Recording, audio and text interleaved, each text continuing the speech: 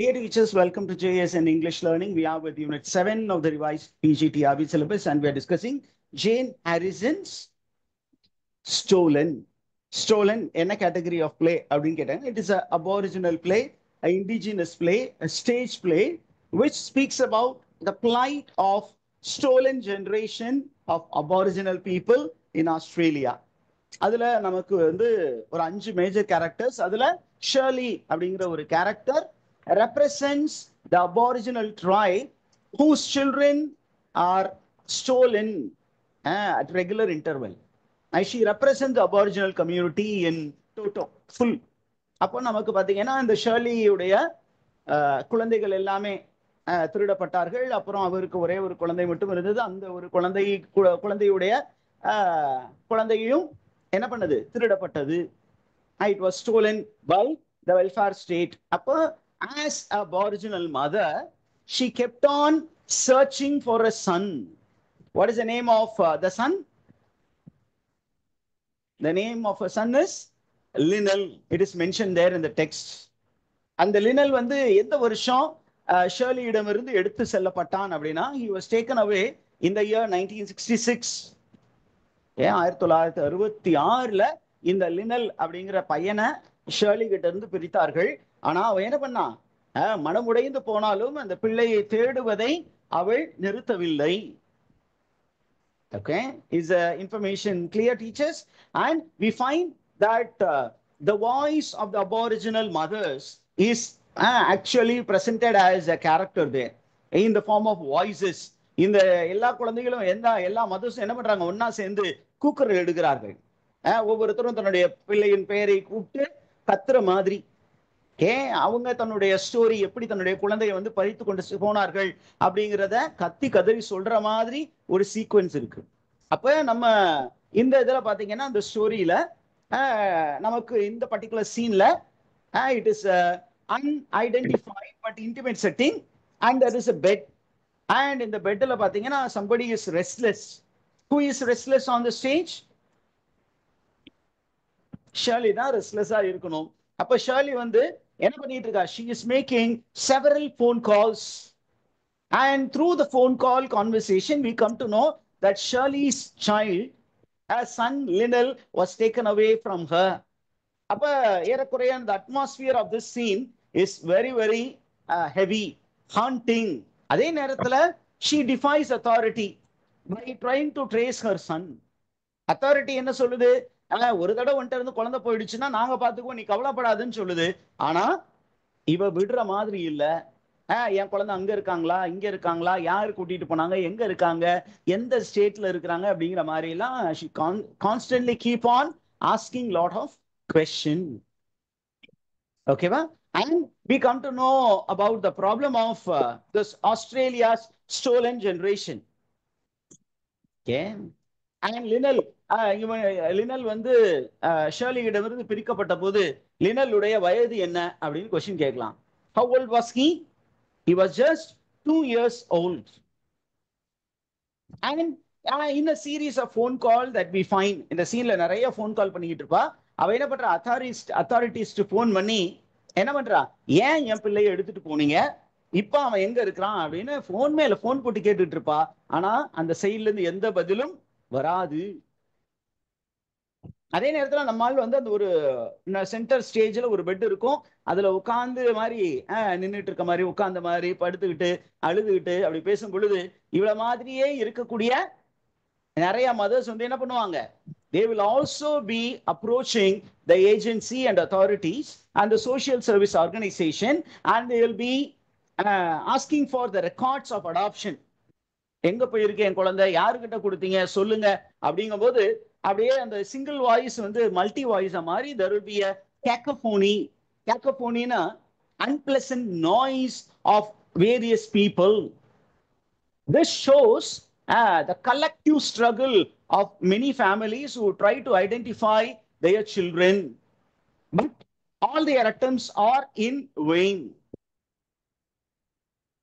Is the information clear, teachers? இவங்க அப்படியே அவங்களுக்கு ஃபோன் மேல ஃபோன் போறாங்க, அவங்க பதில் சொல்லாதனால ஸ்டேஜ்ல வந்து ரொம்ப ஃப்ரஸ்ட்ரேட்டடா அவங்க என்ன சொல்றாங்க பாருங்க, you people have been pudding me on hold for 27 years. Phone பண்ணோன்னே, ஹலோ என் பையன் எங்க லெனல் வந்து எந்த யாருக்கிட்ட அடாப்ஷன் கொடுத்தீங்க அப்படின்னா அவங்க ஹோல்ட்ல போடுவாங்க, ட்ராயிங் ட்ராயிங் ட்ராயிங் அப்படின்னு போட்டுருவாங்க. அப்படியே பாத்தீங்கன்னா இவங்க ரொம்ப ஃப்ரஸ்ட்ரேட்டட்ல என்ன சொல்றாங்க அப்படின்னா, சிஸ்டம் எனக்கு பதிலே கொடுக்கல, 27 வருஷம் இருந்தாலும் நான் விட போறது இல்லை. This shows how resilient she is, how she is fighting for justice against an unjust order. இதுதான் அந்த scene. Did you get that scene, teachers? Information உங்களுக்கு கரெக்டா கிடைச்சுச்சா? Did you get that? ஏதாவது புரியாத கான்செப்ட் இருக்கா இங்க? அப்படி ஒண்ணும் இல்லையே சார், ரொம்ப சிம்பிளா தான் இருக்கு அப்படின்னு சொல்றீங்களா? If you say so, I'm happy.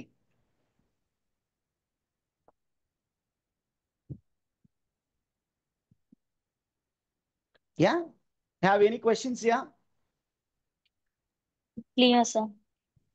Yeah. If you don't have any, if you have any doubts, please feel free to ask. That is why I'm asking you several questions. Now, we move on to the next scene. The next scene is titled Desert Sands. Okay? Desert Sand la major character யாரு அப்படின்னா Chandy. Okay? Sandy is, நம்ம ஏற்கனவே தெரியும், is an aboriginal boy. He is going to tell a powerful tragic story about his desert ancestry. இவர் வந்து ஒரு dessert பேக்ரவுண்ட்ல இருந்து வரக்கூடியவர். அப்ப தன்னுடைய அம்மாவை பத்தியும் and how the sand was created, இதுதான் அந்த அபாரிஜினல் லைஃப் ஸ்டைல். அவங்க பாத்தீங்கன்னா அந்த மண்ணோடு அந்த மரங்களோடு இணைந்த ஒரு வாழ்க்கை வாழ்வாங்க, அதுதான் அவங்களுடைய கல்ச்சர். அப்ப அந்த அபாரிஜினல் கல்ச்சரை பத்தி இந்த சீன்ல வந்து சாண்டி நரேட் பண்ற மாதிரி இருக்கும். And we find that there is a character called Ruby. நம்ம ரூபி எப்படிப்பட்ட கேரக்டர் ஏற்கனவே தெரியும். Character who was subjected to physical abuse, sexual abuse and emotional abuse also. இவங்க பாத்தீங்கன்னா ஏறக்குறைய she is moving around with prompts for Sandy's storytelling. And then there is a boy by name Jimmy. அவர் என்ன பண்றாரு அப்படின்னா அந்த ஸ்டோரியில ஒரு பார்ட்டை அவர் act பண்றாரு. And that part is called Banga, the Old Wind. And almost all the other children in that particular house, in that particular adoption center, they listen, gather around, and they are physically part of Sandy's story. இதுதான் ஒரு குரூப்பா அப்படியே அந்த கடந்த காலத்தை நினைச்சு பாக்குறது. Is information clear?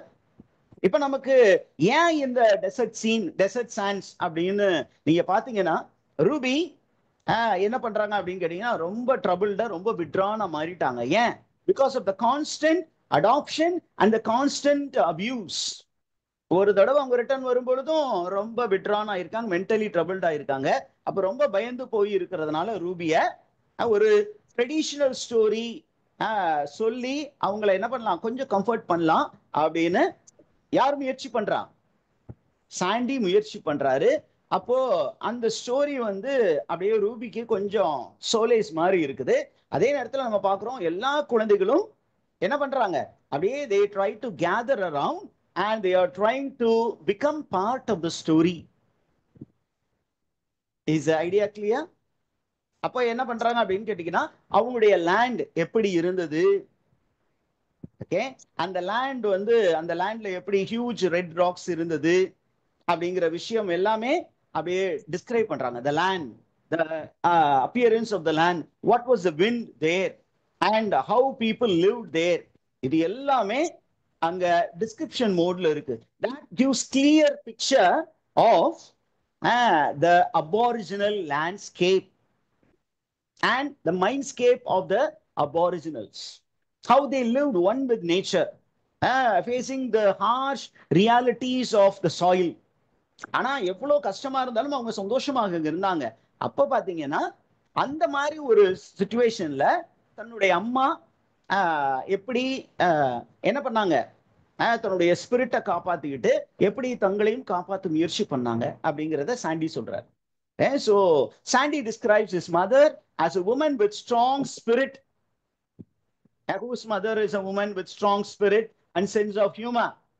அப்படின்னு கொஸ்டின் கேட்டாங்கன்னா என்ன ஆன்சர் சொல்லுவீங்க?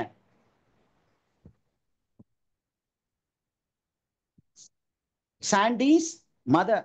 இப்ப இந்த சாண்டிஸ் மதர் என்ன பண்றாங்க அப்படின்னு கேட்டீங்கன்னா, she is trying to stand strong because you find that the foreign settlers who came, the colonizers who came, என்ன பண்ணாங்க அப்படின்னு கேட்டீங்கன்னா, they were trying to use the land and by using the land symbolical, அது வந்து ஒரு symbolic, அதை வந்து symbolic எப்படி காட்டுவாங்கன்னா, ஒரு லேண்டை யூஸ் பண்றத லிட்ரேச்சர்ல symbolic raping the women. அப்ப there was white men who were using violence against women. அதே நேரத்துல there were women who became victims and there were women who were fighting the rapist. எப்படி fight பண்ணாங்க? மண்ணை எடுத்து அவங்க மேல வீசி எரிஞ்சு அவன் கண்ணுல மண்ணு பட்டோன அவன் என்ன பண்றான், நிலை குலைஞ்சு போற நேரத்துல தப்பிச்சு ஓடலான்னு முயற்சி பண்றாங்க. But still they are pursued and they are raped.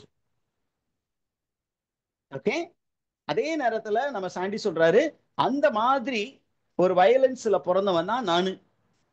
அதே நேரத்துல என்னோட அம்மா என்ன பண்ணாங்க, இந்த ஸ்டோரியை சொல்லிக்கிட்டே இருக்கும்போது ஆஃப் ஸ்டேஜ்ல you will find the mother's laughter comes from off stage and he also could feel the laughter there.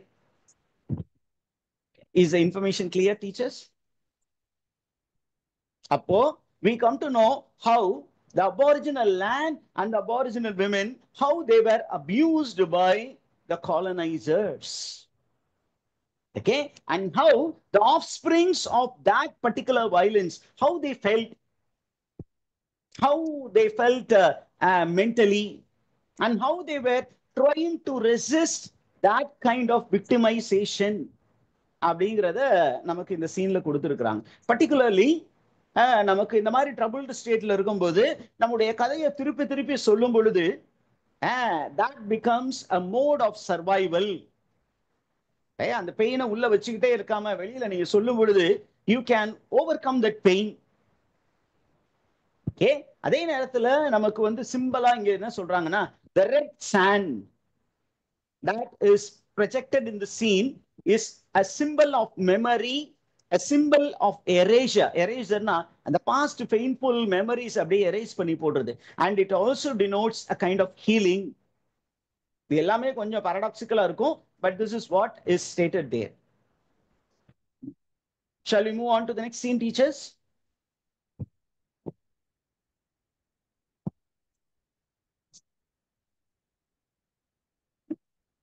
Are you there? உங்களுக்கு எதுவும் டவுட் இருந்ததா?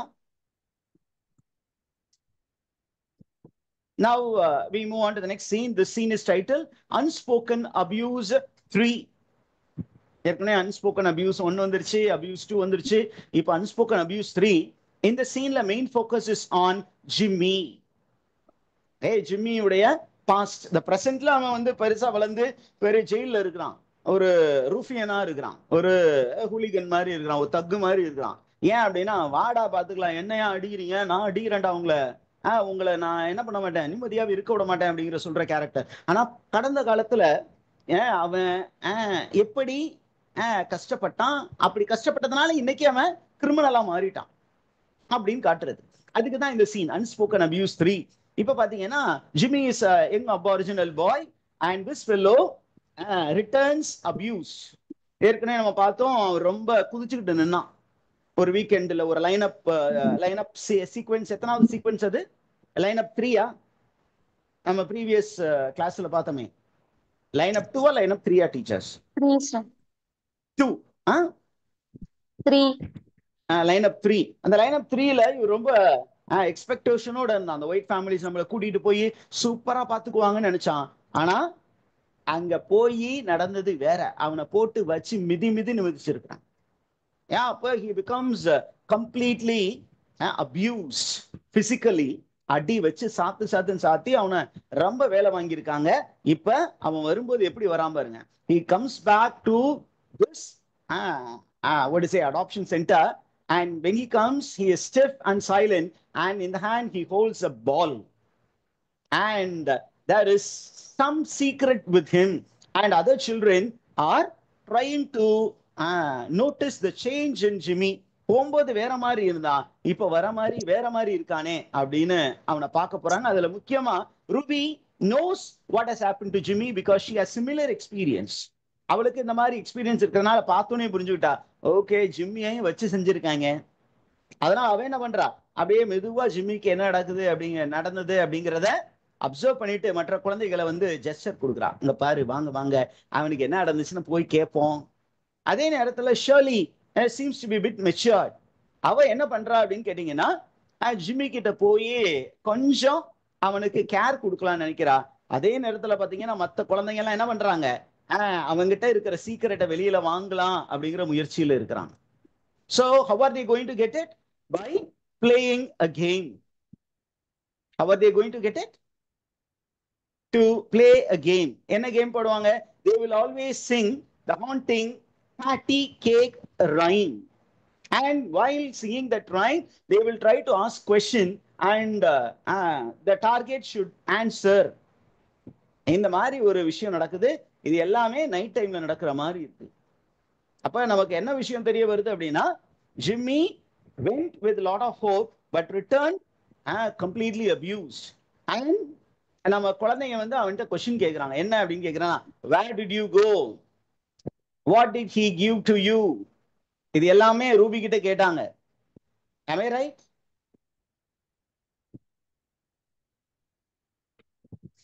Where did you go, what did he give to you, and what did he do to you? மூன்று விஷயம் அந்த சாங்ல வரும். Jimmy எந்த பதிலும் சொல்லாம இருக்கான், அப்படியே ரொம்ப சைலண்டா இருக்கான். அவன் கையில என்ன இருக்கு, ஒரு பால் இருக்கு. and this ball is the sign of abuse he endured, but he is not ready to expose it.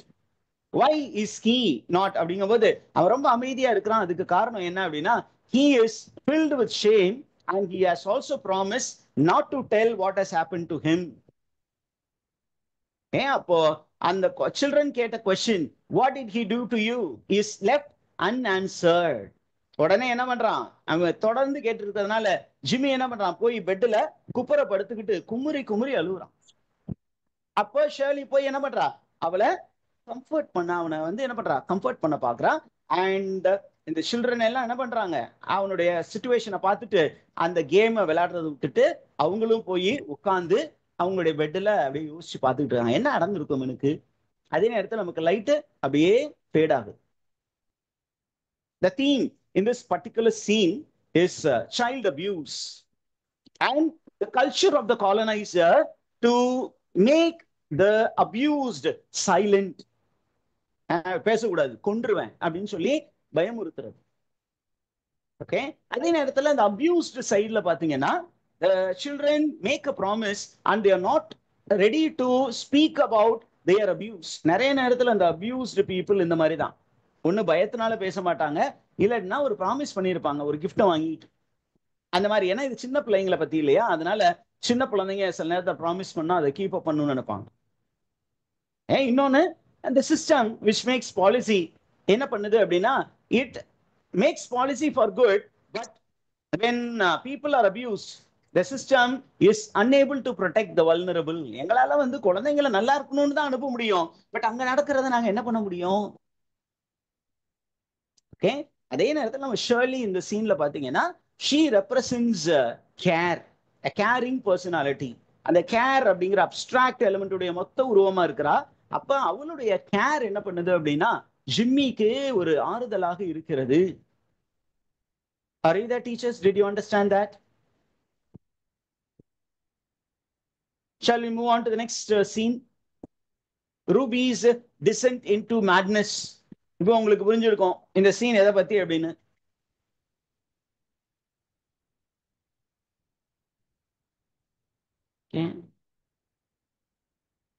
என்ன எதை பத்தியா இருக்கும் இந்த சீன், சொல்லுங்க பார்க்கலாம்.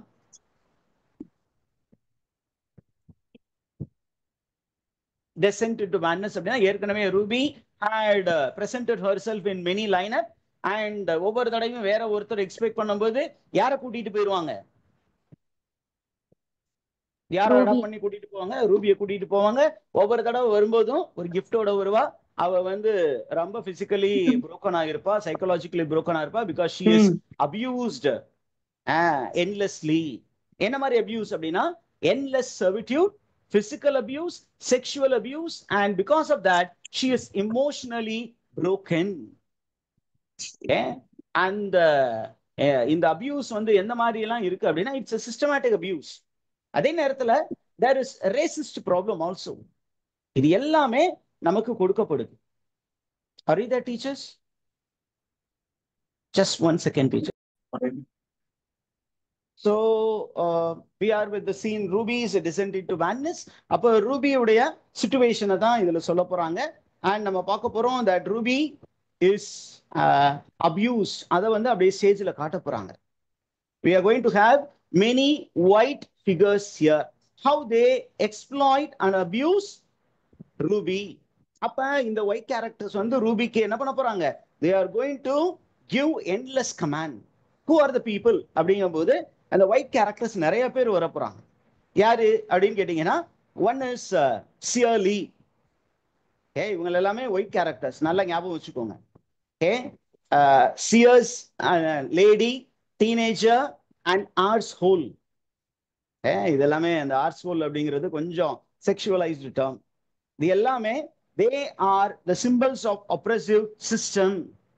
What is the work of these people அப்படின்னா they try to degrade the character and the body of Ruby.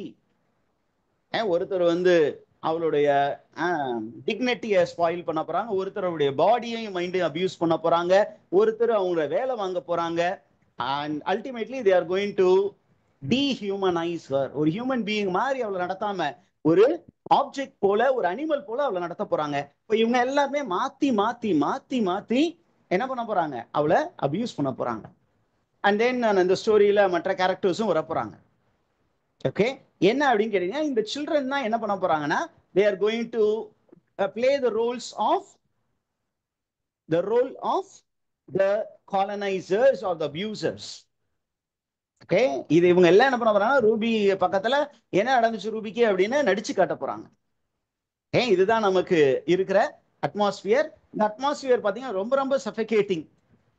Suffocating அப்படின்னா ஒருத்தர் மூச்சு விட முடியாமல் கஷ்டப்படக்கூடிய ஒரு சூழ்நிலை. அப்ப ஒரு மூச்சு விட முடியாம கஷ்டப்படும் போது என்ன ஆக போகுது? The siren sound is going to be heard and finally she is going to be taken to the hospital. Okay, is the information clear, teachers? இப்போ நமக்கு இந்த சீன்ல பாத்தீங்கன்னா ரூபி எப்படி அப்பியர் ஆக போறா அப்படின்னா she is going to appear with lot of visible sign of abuse. என்ன பண்றாங்க? அடின்னு அடிச்சு அவ கண்ணெல்லாம் வீங்கி இருக்க போகுது. ஒரு பிளாக் ஐ, கண்ணுல குத்துனதுல பிளாக் ஐ, அண்ட் ட்ரெஸ் எல்லாம் கிழிஞ்சி நீ டு ஒரு ட்ரெஸ், அண்ட் தென் அப்படியே அப்படியே உடம்பு ஃபுல்லா ரத்த காயங்கள் பிகாஸ் செக்ஷுவல் அபியூஸ். அந்த மாதிரி எல்லாம் காட்டும் பொழுது ஒரு சைட்ல அவ பிசிக்கல் அபியூஸ் முடிஞ்சிச்சு, இன்னொரு சைட்ல பாத்தீங்கன்னா அவ வந்து ஒரு வீட்டுல ஒர்க் பண்ற மாதிரியும், அந்த வீட்டுல வந்து என்ன சொல்றாங்க, அங்க இருக்கக்கூடிய அத்தாரிட்டேட்டிவ் ஃபிகர்ஸ் என்ன பண்ண போறாங்க? இதை செய்யு, அதை செய்யு, எனக்கு சம, என் துணியை துவை, அந்த மாதிரி நிறைய விஷயங்கள் சொல்ல போறாங்க. இது எல்லாம் முடியும் பொழுது நான் நிறைய விஷயம் செஞ்சுட்டேன் அப்படிங்கிற விஷயத்தை யாரு சொல்ல போறா? ரூபி சொல்ல போறாங்க. ஆனா மற்றவங்க என்ன பண்ண போறாங்க? அவளை இன்னும் அதிகமாக கொடுமைப்படுத்த போறாங்க. அதுல வந்து இந்த கேரக்டர் ரொம்ப ரொம்ப மோசம். யாரு? ஸ்லியேஸ். அவ என்ன பண்றா? தன்னுடைய பூட்டை வந்து கிளீன் பண்ண சொல்ல போறா. இவ ஒழுங்கா செய்யாதனால என்ன பண்ண போறா? அவளுடைய தலையை பிடிச்சி கீழே போட்டு தேய்க்க போறா. Okay, and then this Sliace is going to abuse her physically. Okay, is the information clear? And then you have many depiction of physical abuse. Okay, and then you find that she is calling for help, but no help comes to Ruby. என்ன மாதிரி கத்துறா பாருங்க, where are you, where are you அப்படிங்கிறது யாரை நோக்கி கூப்பிடுறா அப்படின்னா must be somebody who could save her, maybe God figure. கடவுளே இருக்கிறியா, எங்க இருக்கிற, என்னை வந்து காப்பாற்ற கூடாதா அப்படின்னு கத்தும் பொழுது அவ almost she is rocking into madness, and at that time you hear the sound of the ambulance, and you find in the red light of the ambulance, you find a broken face, and then the light fades. This is a sign of dehumanization of menial servants, particularly aboriginals who are made menial servants in the house, how they are physically abused and how they are sexually abused அப்படிங்கிறத நமக்கு காட்டி இருக்காங்க teachers. இதுல உங்களுக்கு ஏதாவது doubt இருக்கா teachers?